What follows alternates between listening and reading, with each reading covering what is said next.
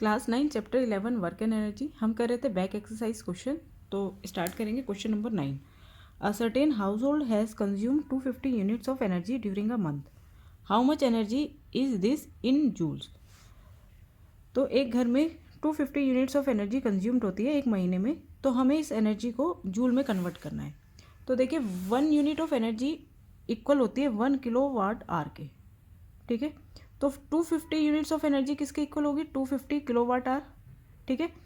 और 1 kilo what are में 3.6 multiply 10⁻⁶ joules होते हैं, ठीक है। तो 250 किलो वाट आर में कितने जूल्स होंगे, 250 मल्टीप्लाई 3.6 इंटू 10⁻⁶ जूल, ठीक है।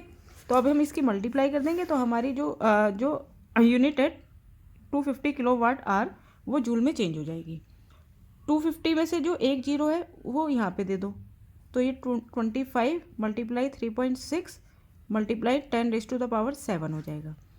अब 25 की मल्टीप्लाई 3.6 से करेंगे तो ये आ जाएगा 90, ठीक है। 90 मल्टीप्लाई 10⁻⁷, और 90 में से भी एक जीरो जो है, ये जो जीरो है ये यहाँ पे दे दो, तो ये क्या बन जाएगा 10⁸ 9 multiply 10⁸ joule.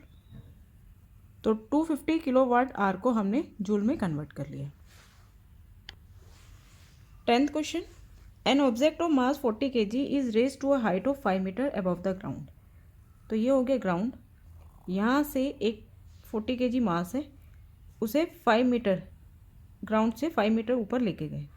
What is it's potential energy. तो यहाँ तक इसकी पोटेंशियल एनर्जी क्या होगी ये हमें फाइंड करना है। पहली बात आगे बोला है if the object is allowed to fall.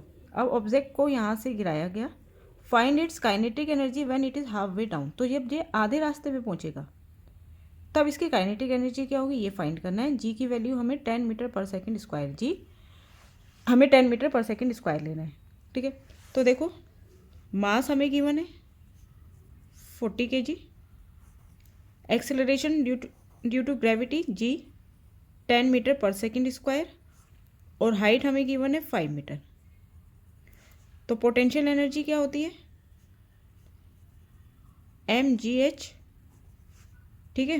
40 multiply ji 10 height 5, इन तीनों की मल्टीप्लाई करी हमारे पास आ गया 2000 जूल। ये आ गई पोटेंशियल एनर्जी। देखिए जब एक ऑब्जेक्ट हाइट पे मैक्सिमम हाइट पे पहुंच जाता है तो इसमें सिर्फ पोटेंशियल एनर्जी होती है, ठीक है। अब यहाँ पर सिर्फ पोटेंशियल एनर्जी है 2000 जूल। जब वो नीचे आएगा तो ग्राउंड पर टच होने से पहले सिर्फ उसमें नीचे यहाँ तक ग्राउंड को टच करने से पहले उसमें रह जाती है सिर्फ काइनेटिक एनर्जी, और बीच रास्ते में काइनेटिक एनर्जी और पोटेंशियल एनर्जी दोनों होती हैं। तो अब हम निकाल लेंगे हाफ वे में, हाफ वे ये पूरी हाइट है 5 मीटर, तो हाफ हाइट कितनी रह जाएगी 2.5 मीटर, 5 का आधा 2.5 मीटर। हाफ वे में पोटेंशियल एनर्जी निकाल लेते हैं, ये टोटल पोटेंशियल एनर्जी है, ठीक है। इसको हम कह देते हैं टोटल पोटेंशियल एनर्जी। अब पोटेंशियल एनर्जी एट हाफ वे,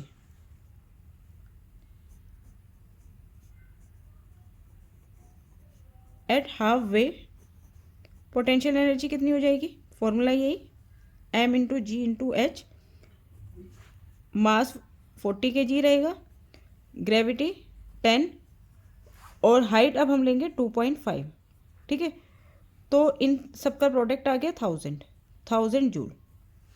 तो हाफ वे में पोटेंशियल एनर्जी कितनी है 1000 जूल। अब देखो total potential energy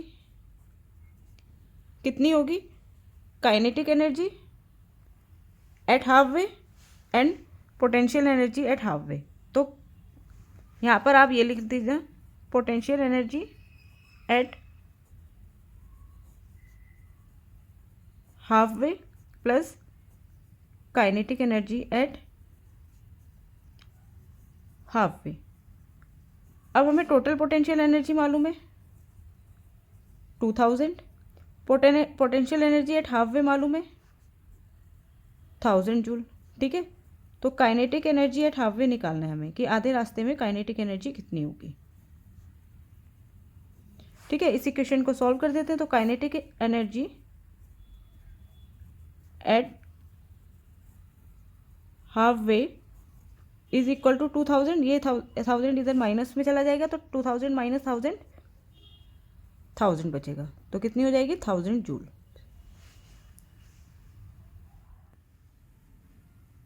question 11, what is the work done by the force of gravity on a satellite moving around the earth. तो हमें work done बताना है फोर्स ऑफ ग्रेविटी के थ्रू जो सैटेलाइट पर हो रहा है जब वो मूव कर रही है अराउंड द अर्थ। तो देखो द सैटेलाइट, जैसे कि मून कह सकते हैं आप, वो मूव करती है around the earth in a circular path. तो ये मैंने एक अर्थ ले लिया और इसके अराउंड ये एक सर्कुलर पाथ ले लिया जिसमें सैटेलाइट मूव करती है, ठीक है।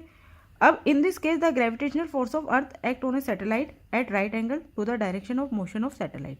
देखो जो डायरेक्शन ऑफ मोशन है सैटेलाइट की वो है इस डायरेक्शन में, और जो फोर्स ऑफ ग्रेविटी है वो है इस डायरेक्शन में। तो ये दोनों आपस में क्या है, परपेंडिकुलर है ना। So the work done by the earth on the satellite moving around it in a circular path is 0। तो वर्क डन क्या होगा, 0 होगा। Question number 12, can there be displacement of an object in the absence of any force acting on it. Think, discuss this question with your friends and teacher. देखो question में क्या है कि एक ऑब्जेक्ट जो है उसमें डिस्प्लेसमेंट हो सकता है जब उस पर फोर्स जो है वो ना हो, एब्सेंट हो, यानी कि 0 हो। तो इस केस में भी क्या पॉसिबल है कि एक ऑब्जेक्ट जो है वो डिस्प्लेसमेंट कर रहा है। तो इसका आंसर यस है। There can be displacement of an object in the absence of any force acting on it. In the absence of any force acting on it का मतलब कि जो फोर्स लग रही है, नेट फोर्स जो है वो 0 है, लेकिन डिस्प्लेसमेंट ऑब्जेक्ट में हो रहा है। ऐसा कब हो सकता है, जैसे कि हम जानते हैं force is equal to mass into acceleration. Force क्या होती है, मास इंटू एक्सेलरेशन, मास और एक्सेलरेशन का प्रोडक्ट होती है। और अगर हम बात करें कांस्टेंट वेलोसिटी की, तो कांस्टेंट वेलोसिटी का मतलब है कि एक्सेलरेशन 0 है। एक्सेलरेशन क्या होता है, चेंज इन वेलोसिटी। और जब वेलोसिटी चेंज ही नहीं होगी यानी कि कांस्टेंट होगी तो एक्सेलरेशन क्या होगा, 0 होगा। Suppose an object is moving with constant velocity. जब एक ऑब्जेक्ट कांस्टेंट वेलोसिटी के साथ मूव कर रहा है तो the net force acting on it is 0।